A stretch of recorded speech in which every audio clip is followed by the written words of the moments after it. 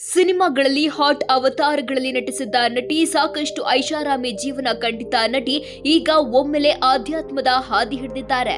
ಎಲ್ಲ ವಿಷಯ ವಾಸನೆಗಳನ್ನ ತ್ಯಜಿಸಿ ಸನ್ಯಾಸಿನಿಯಾಗಿದ್ದಾರೆ. ಹೌದು, ಕನ್ನಡದ ವಿಷ್ಣು ವಿಜಯ ಸೇರಿದಂತೆ ಹಲವು ಹಿಂದಿ, ತೆಲುಗು, ಮಲಯಾಳಂ, ತಮಿಳು ಸಿನಿಮಾಗಳಲ್ಲಿ ನಟಿಸಿದ್ದ 90ರ ದಶಕದಲ್ಲಿ ಹಾಟ್ ನಟಿಯಾಗಿ ಗುರುತಿಸಿಕೊಂಡಿದ್ದ ಮಮತಾ ಕುಲಕರ್ಣಿ ಈಗ ಸಾಧ್ವಿಯಾಗಿದ್ದಾರೆ.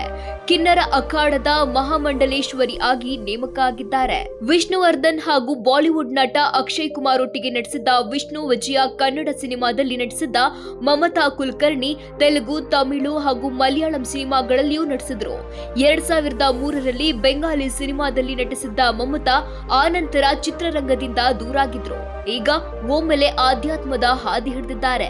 2016ರಲ್ಲಿ ಈ ನಟಿಯ ಹೆಸರು ಮಾದಕ ವಸ್ತು ಸಾಗಣೆ ಪ್ರಕರಣದಲ್ಲಿ ಕೇಳಿ ಬಂದಿತ್ತು.